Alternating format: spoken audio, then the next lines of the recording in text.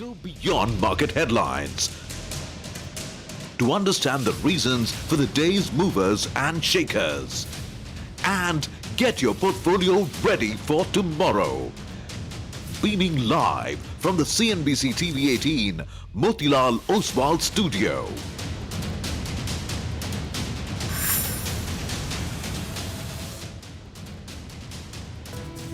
The Taiwanese index is trading lower by 1%, and that is after a 20% tariff was imposed on Taiwan. 200 countries around the world have reached out to the trade and tariff team. Certain critical minerals, energy products, those will continue to be exempted from reciprocal tariffs. Way up, resistance is the recent high of 24,956.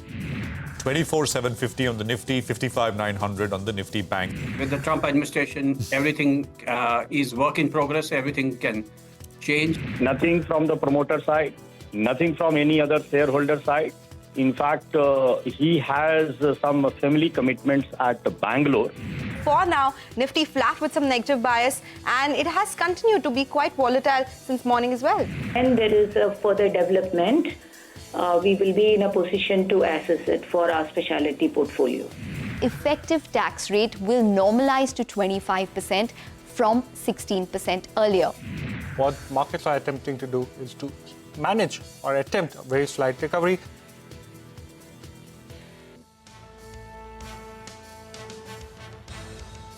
$146 points lower. That is the latest. You saw, of course, the run-through, the read-through in terms of what has happened through the course of the day. It's been sideways to lower. The big story, of course, is pharmaceuticals. The Nifty Pharma index started about 1.5 lower, was down 2. Now, it's a 3.5% cut on the Nifty pharmaceutical space. This is Closing Bell. We are coming to you from the CNBC-TV18 Motilal Oswal studios. I'm Prashant, Surabhi and Reema with me. Guys, afternoon. Hi, good afternoon. And folks, I don't know if it's any comfort. We're not alone in this today. We can just say that. Look at how a lot of Asian markets have closed up, including markets like the Hang Seng or even mainland China. Kospi, that's down nearly 4%, Kospi, almost 3.9%. Europe is down almost 2%. So while, of course, we always argue that some of these countries or many of these countries have got a better deal, trade deal than us, I think the overarching sentiment is that tariffs are overall higher. And that means overall, perhaps a pressure on inflation, maybe lesser trade, maybe more confusion. That's showing up in equity prices today. It's just that the global markets were resilient up until now. Today is the first time you've seen that crack. For our own markets, we've had this slow, painful grind, and this would be the 5th consecutive week of losses. This week, we're down close to about 0.75% on the Nifty, and month to date, the Nifty is down close to about 3.5%. The mid-cap index is down closer to 5%, and all the indices are down, except in FMCG index. You've got cuts in consumer name, you've got cuts in IT, banks, Pharma, of course, has been weak, especially today. But barring FMCG, I think there is weakness all over. Absolutely. I know the comparison with global markets, I think what you guys are saying is misery loves company. Right? So I think, no, also the fact that it's a final reality check, because yesterday it became a White House document. Till then, markets were like, dekhenge, we'll see. Maybe there's more negotiation. It's not, it's 7th. So actual collection of the money. No, I think it can change. I wouldn't say, anything is possible. But, you got lots coming up, and Pharma will be top of the pack right here. Ekta will run us through a potential impact in some detail in just a bit from now, right? Because this is the space where there is maximum concerted selling across the board. Look at that. So that's the new bit. PNB Housing, of course, is down 17%. I mean, sharp cut after Girish Kousgi resigned as CEO and MD. We will get you, excerpts of our chat with the CEO of PNB on the program. In terms of earnings expectations, ITC is set to report, so we'll get you a preview a little later on the program. So that's what's coming up. So just quickly run through the index, 24,634. So we're down 130 points on the index, but we've still not broken the lows below which I think there'll be confirmation that perhaps there is pressure. And that low is very simple. That low is the low that the market made 2 days back, 29th of July. And the low was 24,598. That level was not broken yesterday, and that level holds even as things stand right now. And I think same is the case with the Nifty bank as well. We've yesterday's low matters. I mean, these are levels we put out in the morning as part of the sort of setup, and that level holds. It's not been violated. So it's lower. I think it's broader markets which I think are a bit more problematic. 2:1 is the decline to advances ratio as things stand right now. So 800, 850 higher, and you've got about 2,000 stocks which are in the red at this point.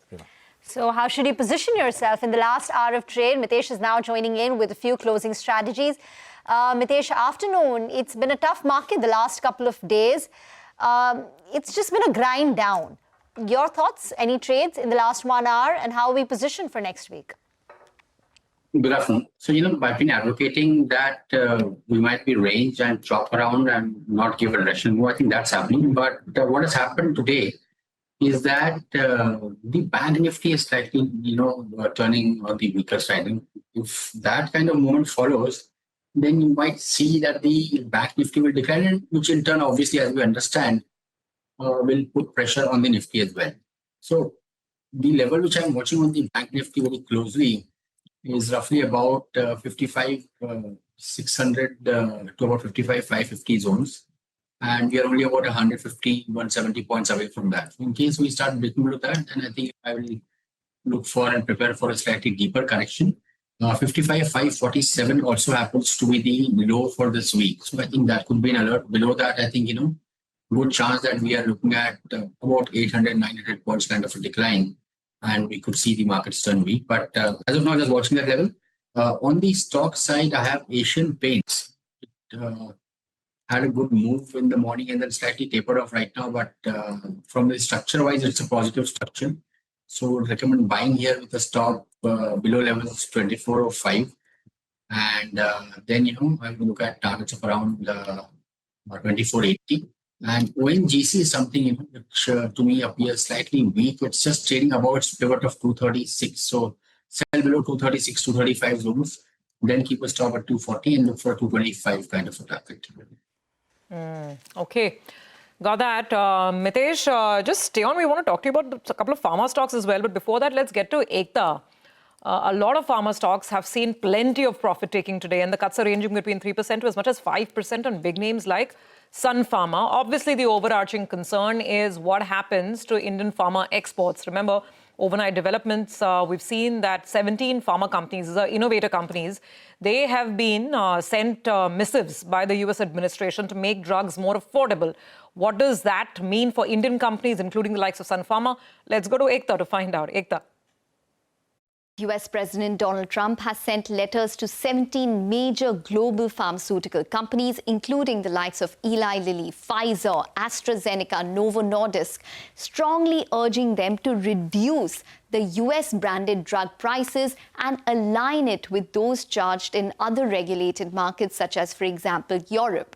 While there is no immediate impact on generics, analysts warn that the long-term addressable market for generic drug makers could possibly shrink. This, coupled with already existing issues such as pricing pressure, could pressure the generic drug market in the US and possibly even result in rejigging long-term plans, such as, for example, in licensing deals. For Sun Pharma, besides earnings, which I will just get to, the spotlight is also on its global innovative medicines portfolio, which includes branded drugs such as Ilumya, Sequoia, Lexelvi and Winlevi.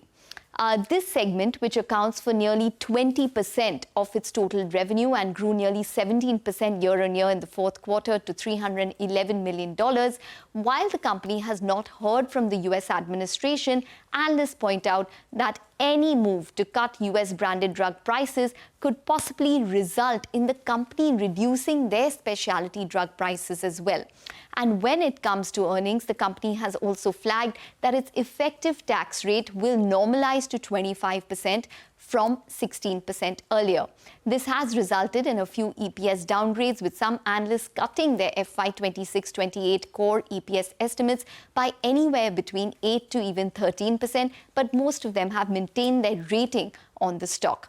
Adding to the uncertainty on pharma, while pharma is currently exempt from tariffs, the pharma imports into the US are being reviewed under Section 232, which is a national security provision typically used to evaluate whether certain imports pose a threat to the US interests or not. Analysts believe it is a medium-term overhang, and any adverse finding under Section 232 could have major implications for Indian drug makers. India, remember, exported $11 billion worth of pharmaceuticals to the US in FY25, accounting for 35% of total pharma exports and nearly 47% of all prescriptions filled in the US in 2022. Thank you very much for that. Siddharth Bhambre from Asit C. Mehta Investment Intermediates is now with us on the show. Siddharth, thank you very much for joining in. First, give an overall broad comment on the markets and where we're headed. We've been in a bit of a consolidation funk, but we've got this negative bias for the last couple of weeks. Good afternoon, Rima. Thanks for having me on your show. We are not very gung-ho about market from next 1-2 quarters perspective. We know that there's a lot of noise which is emanating from US, and predominantly, I think globally it's now known that US president really want interest rates to go down. So the interest outflow because of humongous outstanding debt reduces, which in turn would probably fuel the reduced interest outflow would fuel its economy. But it's unlikely to happen anytime soon. So he's taking all the measures through which inflation could go down, and that's the reason you guys were discussing about pharma. Earnings, I think again, market is not expecting or was not expecting very big surprises from earnings. Despite that, we have seen that there are hardly any big positive surprises, and there are a few negative surprises at this point of time. So earnings have also, or I would say the depleted expectation of earnings, despite that, it has not, given any solace to market. And we are seeing, selling from FI, as though, every one of us is talking about how SIP inflows or domestic institutional money is coming in. But FIs continue to sell this market. So all in all, we are seeing that from a near-term perspective, at least from this quarter and next quarter perspective, the upside in market is capped. And some of the growth sectors where, market look forward to, those sectors are in problem. And that's the reason we are not expecting anything to come in next couple of quarters. So I would suggest participants to play this market defensively. And we are not ruling out some more downside in this market in weeks or months to come. Okay, that's the call overall on the market. Siddharth, hi, good to have you on. Specifically on pharma stocks, obviously there's a lot of fear around because they've been fairly resilient so far, especially large cap pharma names in an otherwise weak earnings environment. What is your house call? Do you still have some buys, or those who don't have a very long-term horizon, should they be paring their positions? We don't have active coverage on pharma, but then, Surabhi, it was pretty evident that when Trump is out there to charge higher tariff to different countries, India, maximum thing which goes to US is IT and pharma. So it was expected that something would come on pharma. People are, asking a lot of questions that which sectors would get impacted. But I think it was pretty evident that IT and pharma would bear more brand. Though we don't track this sector very closely, I would suggest if somebody has to take exposure in pharma, and people should, because a lot of mutual fund guys would move into defensive space, concentrate on companies which have more of domestic market than export market, especially US. Sorry, I won't be able to add much because we don't track closely. Got it. PNB Housing, I'm not sure if you have a view, because that's the story we want to address. Stock is down about 18% or so. We spoke with the CEO of PNB, Ashok Chandra, about Girish Kousgi's exit from the subsidiary PNB Housing Finance. Listen in. Nothing from the promoter side, nothing from any other shareholder side. In fact, he has some family commitments at Bangalore, and that is the only reason for which he has put up his paper. Otherwise, nothing to be seen other than this now, in this particular case now. See, as a promoter, I can only tell that we don't see any challenge in this. This is the personal reason he has cited, and he is moving to Bangalore. I think PNB, the HFL, this board also, they are going to have some investor meet today, and they will clarify all those issues. But we don't see any big challenge, anything happening. Any thoughts on this one? PNB Housing, Siddharth? Well, broadly, Prashant, we are seeing that credit cycle is slowing down, and a lot of issues first came out from MFI space. Now MSME is suffering, and when Bajaj Finance says that there is issue in credit offtake or in MSME space, then smaller players would certainly would face the heat. So nothing to contribute on stocks, but on this stock. But I believe the pain in MFI is about to get over, but the pain in MSME has, I believe it's in nascent stage of reversing credit cycle. So I would certainly avoid investors, or I would certainly suggest investors to avoid this space as of now and stick to larger names where at least there is some double-digit credit offtake. Okay, that's PNB Housing. Quite a disappointment today with Mr. Kausgi's exit news coming through. Just looking at some more movers and shakers in the broader market. Obviously, consumer is an area of interest. I mean, it seems to be the only area of, well, quote-unquote, perceived safety. So, Trent, Asian Paints, Nestle, Lever, ITC. On the large cap screen, these are the names that are seeing some buying.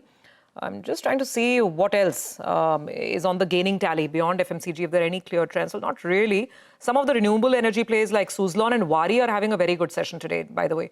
Suzlon's up 7.5%, Wari is up 4.5%, and Radico, also part of consumer, and of course, decent numbers coming through once again. Radico is up about 3.5%. So let's take the consumption piece first. Now, this is where the market's hopes are resting. Which are the stocks you like here, if any at all? I mean, and it's across the board, right? It could be FMCG, it could be Alcobev, it could be QSR. Any picks? We are very bullish over here. Subi, if you remember last month on your show, we were discussing about HUL when the change of management took place, and we were sounding quite optimistic. The space has, gone through tough times, and we have all seen that. Last few quarters, the growth was around 1%, 2%, both in sales as well as in volume growth. But now, if a company like HUL is giving you 5.1% on the sales growth, 5.4% on the volume growth, yes, I understand that the EBITDA has softened a bit, but that's how it goes. That first your top line numbers start doing well, and eventually it trickles down to margins. So I believe the space has suffered a lot in last 2-3 years because of first rural consumption coming down, then urban consumption going down, and now there are some traces of urban consumption coming back. And in last 2-3 years, valuations have also corrected a lot. And if you look at mutual fund portfolios, everybody today also is underweight. And with IT and Pharma not doing well, and with markets, in these kind of situations, a lot of churning is left where all these fund managers would start increasing exposure in FMCG space. So expect strong upside in names like, HUL. Last time also we spoke some of the names which we like in related spaces, Varun Beverages, though, there is issue of competition and sales a bit slowing down, but the exports are growing well. I last time mentioned some of the names like Bikaji, which we are liking. So we are very optimistic over in FMCG space. And we are taking a top-down as well as bottom-up approach over here. There's one stock, Credo Brands, that's locked in a lower circuit of about 20%. So that stands out in very, very large volumes today. More than 25 lakh shares traded. This is a company which manufactures men's clothing, casual men's clothing under the brand Mufti. And numbers were very weak. Revenues have fallen, profits have declined close to about 36%. And the company is talking about increasing the ad spend. So it's been hit by softness in spending, consumer spending, particularly in Tier 2, Tier 3. Numbers came out around, after 12, there was this big crash in the stock, 20% gone on that. All right, Siddharth, we'll leave the conversation here for now. The mid-cap index too is accelerating its fall. Now it's down 600 points, 1% gone. And the Nifty and the sensex are down close to about 0.5%. Thanks for joining in. We get into a break, but before that, here's a reminder for all our viewers. Unlock a world of exclusivity, expertise and influence. Become a member of CNBC-TV18 Access. Our premium members-only experience on CNBC-TV18.com. The membership includes access to CNBC-TV18's flagship events, interactions with the journalists, along with curated studio tours, e-learning sessions, masterclasses, and curated lifestyle benefits.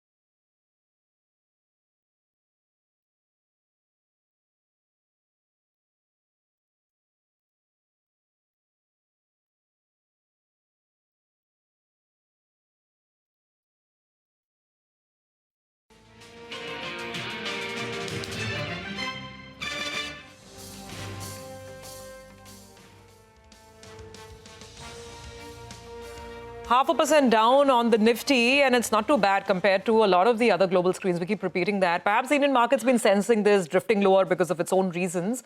A lot of other global markets are down between 2 to 4%, as much as, for instance, the South Korean Kospi. Now, trade remains the biggest headline out there, with India being slapped with 25% tariffs and still uncertainty continuing on what are the additional penalties, if any, that we will have to face. Parikshit is joining in. He's picking up some source-based latest inputs on this and where these negotiations stand and if there's any hope at all of any sort of a breakthrough. Parikshit. Well, government sources telling us that they are going to be watching the situation very patiently. The effort would be to negotiate, manage and resolve the outstanding issues that have been raised by Donald Trump. Yes, there is tension in the relationship, but the effort would be to somehow resolve this, considering the larger long-term strategic implication of the India-US partnership.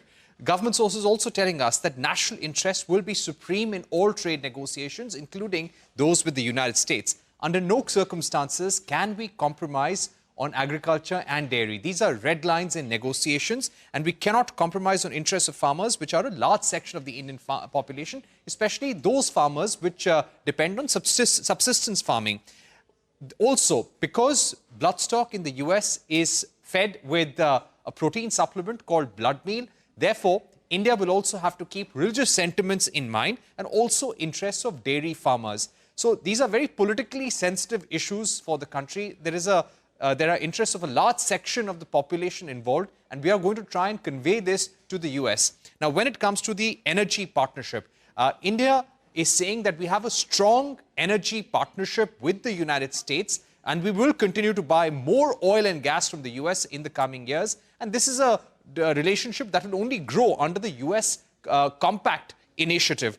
But at the same time, we have to take calls on energy imports based on market conditions and geopolitical developments, and we will always have a diversified crude basket. Parikshit, thank you very much for that. So the government, remaining firm, at least in terms of the red lines, so-called red lines, that it is not willing to cross. And we'll see how this one goes. But important sort of information in terms of the government stand, all source-based information at this point in time. There's this indices news which came through, right? I mean, I think we put it out in flashes. There's also sources to CNBC-TV18. IndusInd Bank apparently under government scanner. Yeah, under government scanner. Ministry of Corporate Affairs conducts suo motu action against IndusInd Bank. The preliminary inquiry against the bank revealed several violations of Corporate Governance and Companies Act. And stocks, I think, taken a bit of a dip. Government considering to refer detailed inquiry against IndusInd to other regulators and agencies as well. I mean, when it rains, it pours in terms of bad news, right? And for the bank, RBI, of course, has been sort of watching things very closely. And now there is MCA, which seems to be involved as well. N. Jaykumar is Group CEO and Managing Director at Prime Securities. Jake, it's great to have you on the program. Thanks very much. This tariff bit, I know you want to spend some time on Pharma, and we will come to that in just a bit, right? But broad thoughts. You heard Parikshit. The takeaway in that sense is that don't expect, I mean, I would read that to say that don't expect any big breakthroughs in the next 6-7 days, right? I mean, we are firm from our side, and of course, I mean, the 25% plus whatever that plus is has been announced. What is your sense? How should investors read what happens from here, near to medium term, Jakes? Well, I think to my mind, the opening salvo has been fired at 25%. The idea is to buy more stuff from from the US. I think what's riling them is the fact that we continue to do our own purchases from various parts of the world, as indeed we should if we are required to be energy sufficient and energy independent. Now, from our perspective, buying oil from anywhere can happen, which is what, if you heard Parikshit, the government sources seem to have referred to the fact that they'll be open to buying more oil, and therefore, for whatever this is worth, this obsession with the trade deficit, that can be actually cut down if you buy more oil from the US on oil and oil petroleum products. And my own feeling is that anything that will happen now will be marked with this particular thing, that which will be seen as a big win for the US, that they are able to sell far more petroleum products to us, far more oil to us. And I think that's going to be an important element in bringing down this optical trade deficit. My own assessment is that, or this is my guess, and obviously there's no information, that we'll probably settle at the 18-20% range as far as India is concerned. And some of the specific sectors that are eliminated, like pharma, etc., will continue to enjoy a zero to no tariff kind of thing because of the fact that we are the lowest cost suppliers of products into the US. This is my broad take, and I do believe that the very fact that overtures are being made about a deal will happen. I think they needed to, in a sense, poke this process forward, and that's why this 25% number was given. Nothing more than that. It's just usual trumpery which is happening, and I don't think we should read much more into this. There's no sanctity about this number. Fair enough. Now let's come to Pharma, where you have some specific thoughts as well. Is the market, first of all, overreacting? The Pharma index is down 3.5%.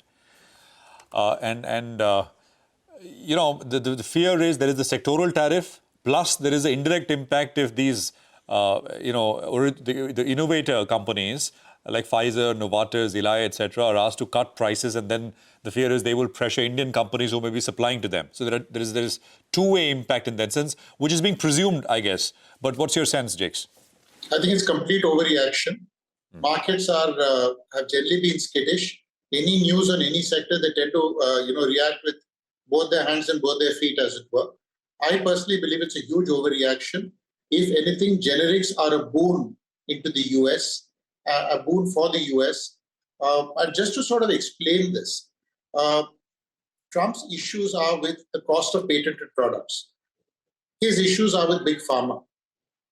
The only big pharma in the Indian context that you can think of, in that sense, having its own, I mean, there are very few companies, but Sun Pharma is the only one that sort of jumps to mind, and that too, a small percentage of their portfolio. Other than that, I'll give you an example of, let's say, a pricing that happens in the pharma space. If the generics equivalent lands on US shores at $1, given the fact that most companies here, and assuming all their margins come from the US, they operate between 20 and 25% EBITDA margins, 30% if you want to be extremely charitable. So technically, the $1 gets marked up to about $1.40 when they distribute, when they sell it to the distributor chain. That's all the markup that the Indian pharma companies enjoy. One going to $1.40, and all of the costs are to their account. From 140, the problem begins actually at that point because three distributors, and these are not names that are known. They are equivalent of the CVS chain, equivalent to the Boots chain in the UK. Three such chains account for 90% of the distribution. This is a point that's been actually on Twitter. There's been an exchange, even as much as Elon Musk talked about it, the Doge talked about it, and I kind of contributed to the discussions to an extent, if you will, that actually the problem child, if you will, is the distributor in the middle.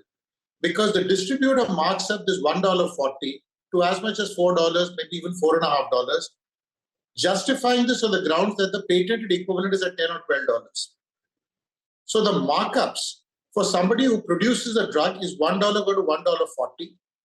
And for the intermediary, which is the three distributors and then the pharmacies that come into play, and they probably split that difference 80-20 in favor of the distributor, that $1.40 becomes $3.50 to $4.50. And that is where the problem lies.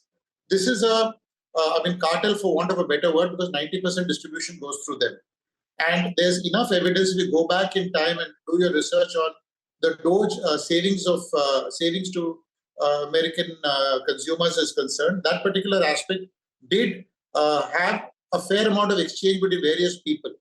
It's about 6-8 months ago when Elon Musk was still the blue-eyed boy of the administration, if you will. And he talked about how it's important to eliminate the margins here and actually convert this distribution to some kind of a utility, which actually can make way for substantially lower costs.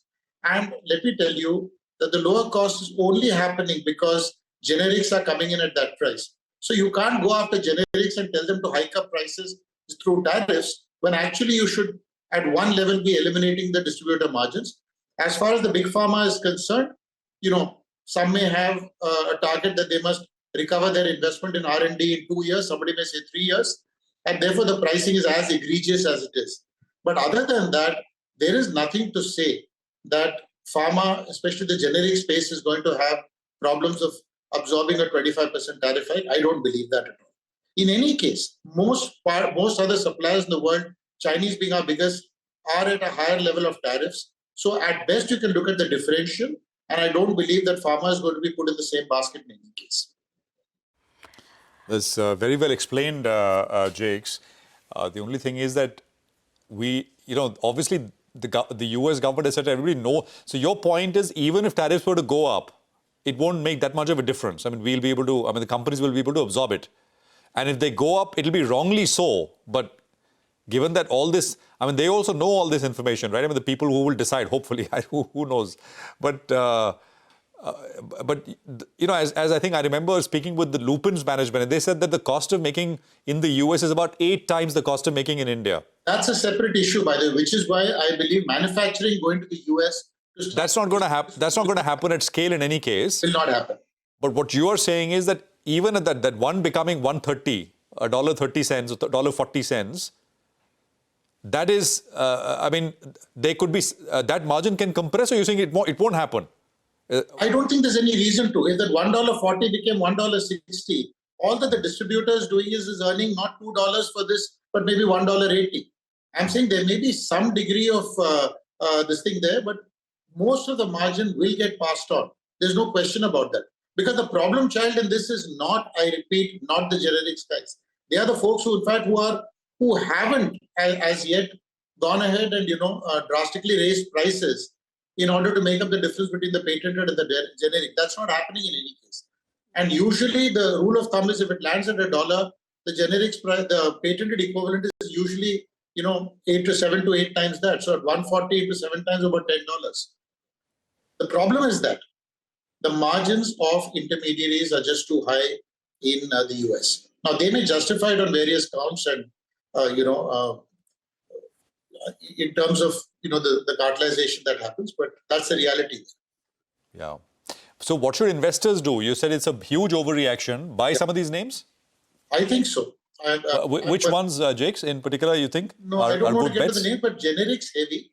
And to Okay. the extent that one or two of these names have some facilities in the US, the US facilities may get from a finishing part of it, may get additional business now. And you may have a higher utilization of the US facilities as a result of this. But other than that, I think there's marginal tinkering at best. Ultimately, I do not believe either tariffs to the pharma sector. In any case, they've indicated that even if they were to come through, would be 12 to 18 months down the line, which is what he himself has said. Of course, there's no sanctity for the fact that he said something and he can't go back on that. But more importantly, the fact that he has only written to the patented folks to bring down their prices because those are extremely high in the context of an individual's wallet, or even if a portion of that was to come through insurance.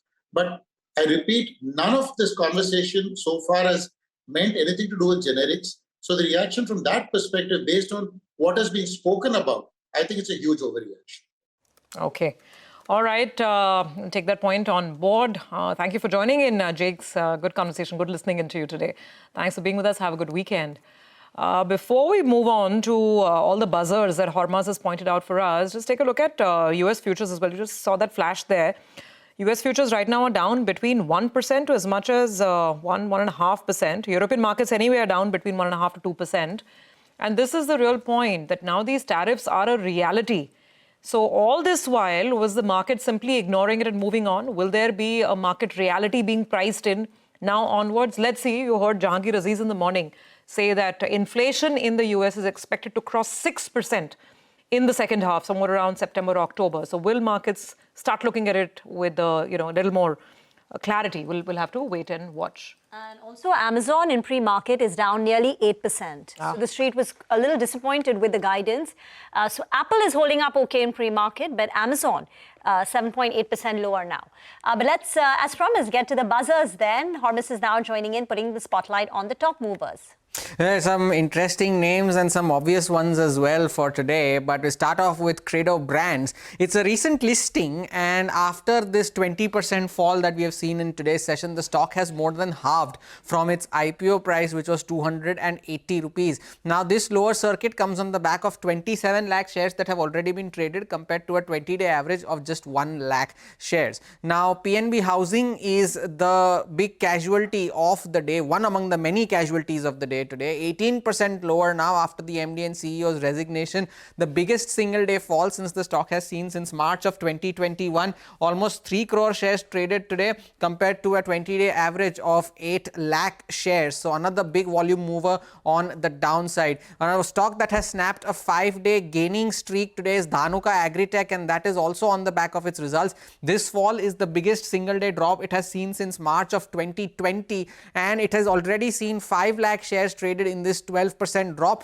compared to a 20-day average of just 80,000 shares. So it's a very big volume mover on the downside. We spoke about Nelcast a couple of days ago. It features among the list today as well, slightly off the highs of the day, but among the top gainers was among the few that are bucking the trend on the small cap index, and has already seen almost 1 crore shares traded compared to a 20-day average of just 2.5 lakh. And it's been a good mover as well. The last 5 of the last 6 years, the stock has delivered positive annual returns. And the last one on the list, which has also snapped a 5-day gaining streak, is Ramratna Wires. And take a look at the volumes here. 3.5 lakh shares traded, 20-day average of just 50,000. And from 2020 onwards, the stock from just around about 35 rupees has gone up to as much as 700 rupees before today's fall. So more on the downside today, multiple casualties, but there are some that are bucking the trend as well. Okay, all right, got it. Thanks very much for that, Hormaz. By the way, the market is testing recent lows. It's testing lows that we've seen earlier this week, lows which are just below the 24,600 level. In fact, we're right there. On Tuesday, the lowest level that we hit was 24,598, just a shade below that mark. Now, 580. And there's some other updates coming in on tariffs. It seems that because of the exemptions that at least continue till now, 50% of the goods that we're exporting to the US will not be impacted by these tariffs. So let's see. More on this in just a bit. But Manglam's here. Manglam, markets testing the lows of the week. What are you picking up from the FNO screen? Markets are indeed testing the lows of the week. In fact, there is some feeling of weakness that we're seeing for most part of the day. It was okay. It was understandable. Start of a new series, etc. But now today's low will be extremely crucial to track. Why do I say that? Because, on the one hand, you have the Nifty, the mid-cap index, as well as the Nifty bank not doing too well. Broader markets would tell you that portfolios are feeling not very good on August 1st.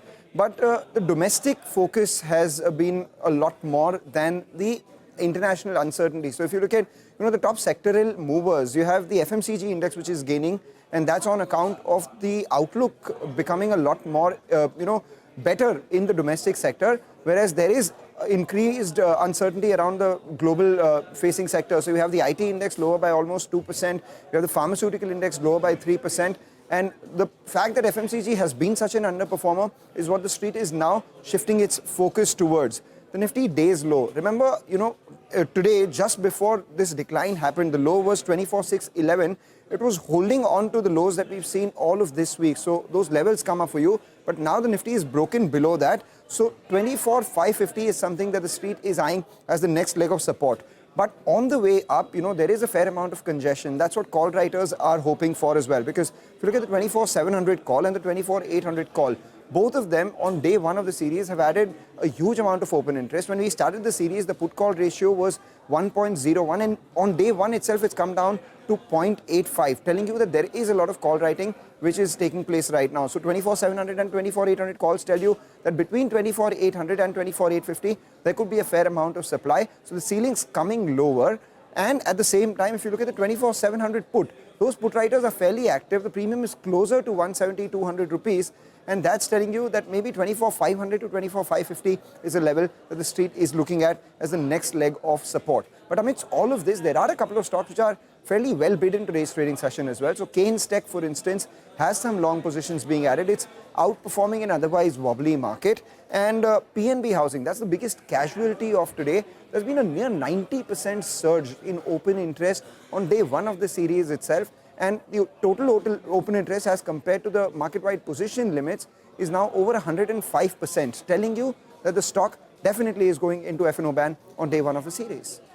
Yeah, absolutely. So some sharp movers there, and the market itself is making a sharp move right now. The week's low has been broken. 24,560 thereabouts is where we're trying to take some support. Let's take a break on that note. Come back on the other side. More buzz from the dealing rooms. Nimesh will join in, and some final technical trading advice as well.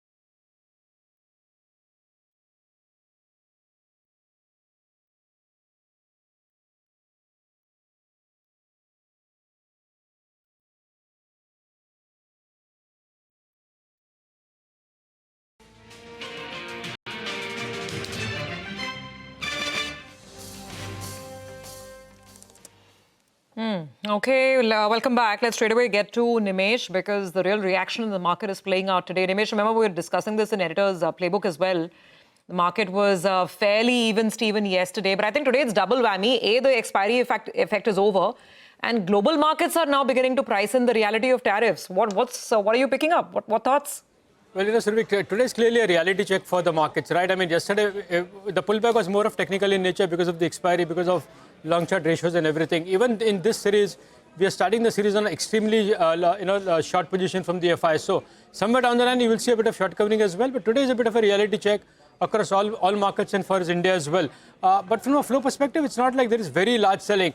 We need to see what the institutional data throws up. But it's 1:2 on the sell side. But the flows are quite muted, is what I understand from larger institutions today. The broader market is where the bigger pain seems to be in today's market. So they've largely underperformed. And a lot of smaller and mid-cap names are reacting very sharply in today's market on the downside. So that's something to track in the days to come. Technically, 24,500 is a level to watch on the downside. That's a very, very strong, crucial support for the Nifty. If that gets taken out, you will probably see further sell-off in the market. So that's a level.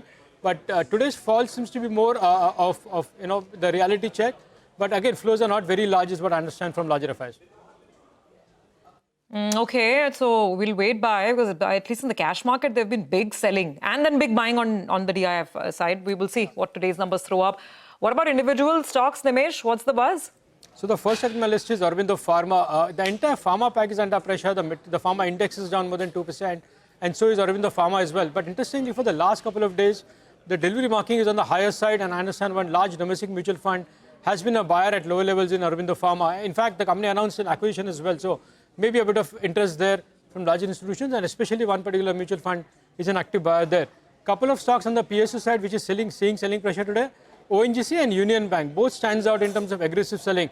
Remember, Union Bank was part of my list yesterday as well, and there was delivery-based selling. So there is a continuation of selling in Union Bank, but even ONGC stands out on the sell side. And the last couple of stocks, while the broader markets are down, two stocks stands out for me, Timken as well as TTK Prestige. Both are seeing some small buy flows from larger FIs today. So there is some bit of delivery-based buying and interest as well from larger institutions in Timken as well as in TTK Prestige. Okay. All right, Nimesh, thanks very much for that. Mitesh is with us with what to do today for a reverse trade on Monday. Mitesh, what do you have? So, Prashant, actually, in this week market as well, I have one BTST and one STBT. On the BTST is JSL, which I would recommend buying with a stop below 700 for a target of 715, 718. And on the STBT side is Infi, closing near the day's low. That's STBT with a stop at 1477 for 1450 odd kind of a target. Got that. Thank you very much for that. At the day's low now, nearly 230 points lower on the Nifty. But let's talk about the India's macros and the expectations. Remember, the RBI policy is also next week. The question is, have economists started marking down their forecast for India's GDP growth? Well, the CNBC-TV18 poll finds out that not yet. But most of them are on the verge of downgrading if the tariffs stay. There is also a big fall in the inflation forecast for the current year due to food prices and emerging global slowdown. Lata joins in with more. Okay, well, actually, after the tariffs were announced, the logical thing was what will be the impact on GDP, and that's why I asked about 15 economists. What would it be? Actually, no one's lowered their GDP forecast. Maybe one, but hardly. In all cases, they are standing at 6.3%. That's the average I got, versus the Reserve Bank's 6.5%. But all of them are prepared for about a 20 basis point fall if the tariffs stay. So the widespread expectation is that in these 7 days itself, India may be able to negotiate something, and therefore it may not be 25. The other reason why people are not giving a new number is, what if the penalties are very, very big? So for both reasons, people are standing pat, but everyone has a downward bias to that 6.3. The expectation is if it stands at 25% tariffs, then everybody will lower it closer to 6% from the current 6.3, between 6 and 6.1%. That's the word from the economists on growth. But the surprise find was that all of them have radically cut their inflation forecast. This was coming anyway because the June inflation came in way below expectation. Now, for the full year, the average is expected to be a ridiculous 2.9%. You know, before a month ago, when I asked them after the inflation number, they were all talking about 3.4. The Reserve Bank is standing at 3.7. So look how much the Reserve Bank has to come down if it wants to come to the street level, almost 80 basis points lower. But the reason is that as it is, food prices have been low in the month of July. The bigger point is that the disinflation that will be caused if goods can't be sold to the United States, the expectation is that there will be, we saw the copper price fall. Likewise, the expectation is that there could be a general disinflation even in non-food items in Asia. So all that, of course, is leading up to more expectations of one more cut. Okay, all right, Lata, thanks very much. So in terms of forecasts, just sort of standing pat at this point in time, waiting and watching over the next couple of days, quite literally, right? Because you don't know what's going to happen, both on the rate and, of course, on the penalty, as Lata pointed out as well. Let's talk about another name which is actually selling off, Niva Bupa. We spoke with the management early on, but let's just get a wrap out of the numbers themselves. Why is the stock down 6%? Yash, take it away. Well, Prashant, the story lies in the numbers itself. The first quarter results pretty weak from the top to the bottom. To speak about the premium growth itself, the growth here has been tapering. The company's managed to grow its net earned premium at about 20% in the first quarter, but the story gets worse as you move down the order towards the operational performance. Underwriting loss, that has increased almost 100%. The underwriting loss has doubled to about 234 crore rupees. The operating performance, there has been an operating loss. There has been an operating loss, that's correct, of about 145 crore versus an operating profit of 23 crore. The combined ratio as a result of which has spiked all the way to about 116.97 as compared to 106.09. The PAT is down about 91%, is down to about loss of 90 crore as a result of all these things. And all those factors from the top to the bottom in terms of operational performance and the growth itself weighing down on the stock today. Thank you very much for that. Another one which is under severe pressure is Graphite India. Came out with numbers about an hour back, and disappointing set of numbers. Revenues are down nearly 9%, EBITDA down 60%, profits have fallen 45%. The stock has taken a knock, and along with that, HEG, which did well, post its numbers earlier this week, that's also seen a sharp correction. But all eyes will be on ITC. Awaiting numbers here, Mangalam joins in with the expectations. Well, FMCG stocks are generally doing well, but ITC has been a bit of an underperformer here. It's closer to its 52-week low than its high. And, valuations-wise, it's always traded between 22, 23 times, at sometimes 24, 25. But this time around, unlike all the other FMCG companies, ITC may see a bigger impact on their performance, not because the consumption space is not doing well, but because leaf tobacco inflation may impact their core business, which is that of cigarettes. So, if you look at the standalone numbers, ex-excise, you will see the revenues at 17,637 crores. And it is this absolute number which is more important than the comparable, because this is also the second quarter where the company is reporting numbers ex of its hotel business. So not look at percentage change, but the absolute 17,637 crore on the top line, 6,300 crores on the EBITDA, which implies a margin of closer to 36%, and a net profit of 5,005 crores is what the street is working with. Once again, year on year, not comparable because it is, ex of the hotel business demerger. What are we expecting? 3 to 4% cigarette volume growth, led by 5 to 6% revenue growth. But the cigarette EBIT will actually grow a step shorter than the cigarette volume. So we'll watch out for that. And we have 5 to 6% growth in FMCG revenue. However, there could be contraction in FMCG margins, which we've seen because of the inflation in palm oil and other raw materials as well. 20 to 25% growth in agri revenues because leaf tobacco prices have increased, and at the same time, the government laws around exports of agris have also loosened up. So this would be a sector that benefits from that. But subdued conditions would mean the paper business grows just around 4 to 6%. So all in all, a not so very good set of numbers expected for ITC. But then again, the stock is reflecting that.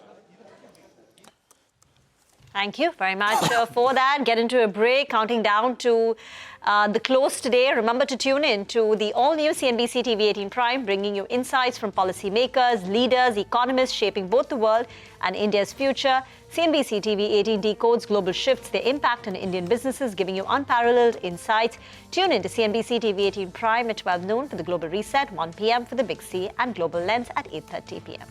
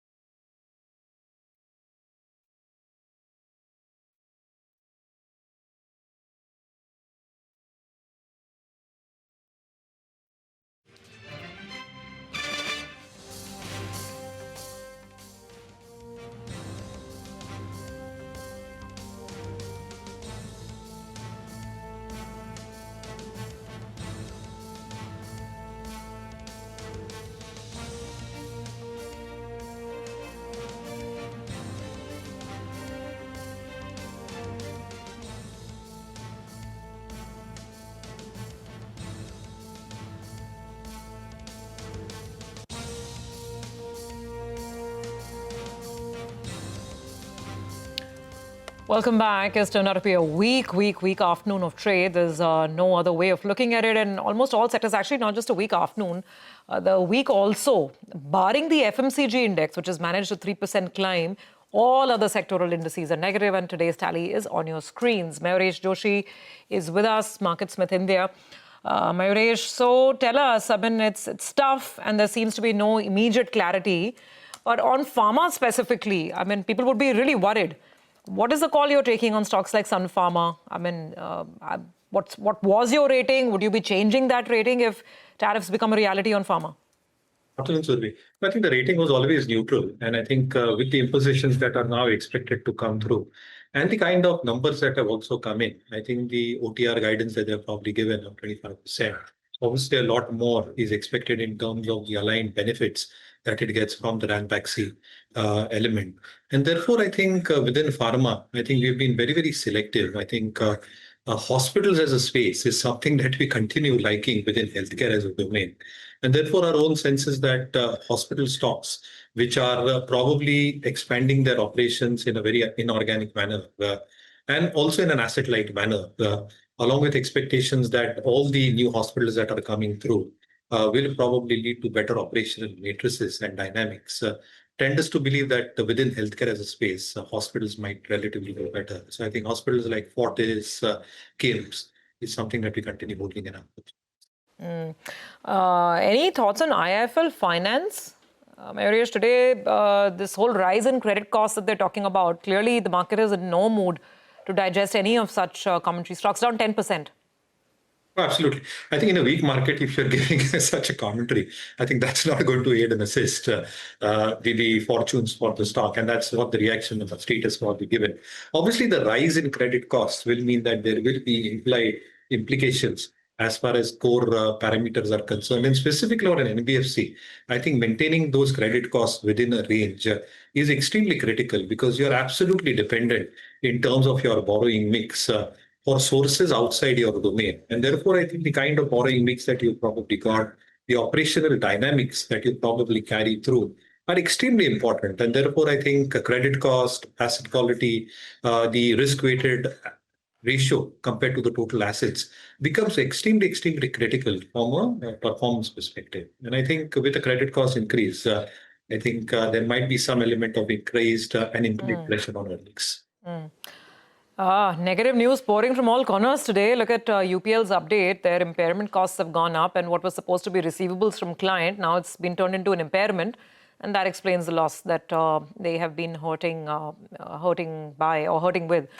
Final thoughts then, Mariusz. Anything positive? I mean, any interesting buy ideas this week? There's plenty of negative news. Leave us with anything positive. Well, absolutely. So I think out of the results, I think everybody's probably being a little bit sanguine on auto. I think Hyundai India is something that we remain extremely constructive about. I think numbers have been pretty decent. They're expanding their capacity. So I think capacities will go up from 8,24,000 units to 10,74,000 units. The SUV market share is pretty reasonable and very decent for Hyundai. Again, I think the CNG penetration through their models Exter in particular, the expectations in terms of new launches coming through, I think will hold in good stead. Margins are relatively better between 13.5%, 14%. It's a cash-rich balance sheet. And therefore, our own sense is that within autos as a domain, Hyundai is something that we continue liking in markets. Okay, the bell has gone, Mariusz. Thank you very much. Let's quickly recap what's been a really tough Friday, ending up what's been a negative week for the market as well. For the week, the Nifty is down 1%, with cap index down over 2% and small cap index down over 3%. And today's tally, the Nifty has broken the earlier lows of the week, 24,570, a 1.5-month low for the index. The weakness was pretty much everywhere, but Pharma takes the cake. Sun Pharma down 5.5%. Dr. Reddy's down about 4%. Cipla lower by about 3%. So plenty of fear around what's happening with US policy on pharma imports. We've seen further weakness in IT names like Infosys, down 3% on Infi. Tech Mahindra is down about 2% as well. And beyond all of this, Adani Enterprises 3.5% lower, Tata Steel 3% lower, Tata Motors 2.5% lower. Many of these companies obviously are globally linked and weakness all around. The only place to hide today in the market was really FMCG and consumer. So Trent has managed a gain of about 3%, Asian Paints 1.5% higher. And then you have Nestle, ITC, some of these names also pitching in with small gains. The saving grace for the bulls was that Reliance managed to notch up a 0.25% increase by the time we closed. Otherwise, this cut could have been even deeper. The bigger problem obviously was in the broader market, mid-cap market. The advanced decline ratio is quite negative. Over 2,000 stocks declining today, as you can see on your screens. And if I talk about the weak hands, then, where does one even begin? PNB Housing Finance takes the top honors, 18% lower. But this is not because of earnings. This is because of Mr. Girish Kousgi announcing his exit from the company. IIFL Finance that we were just discussing, credit cost issues showing up there. And even stocks where earnings were decent. Case in point would be, say, an RR Kabel. Wire and cable companies have done fairly okay this quarter. Even there, stock was down about 7%. Lots and lots of lower names. Lloyd, HEG, New India Assurance, GSK Pharma. Big list of losers out there. Tough week for the market. Well, with that, we come to a close on this edition of Closing Bell. Thank you very much for being with us. But all the market perspective continues. And where does this tariff confusion leave us? All of this and more being discussed on Editor's Roundtable in just a bit.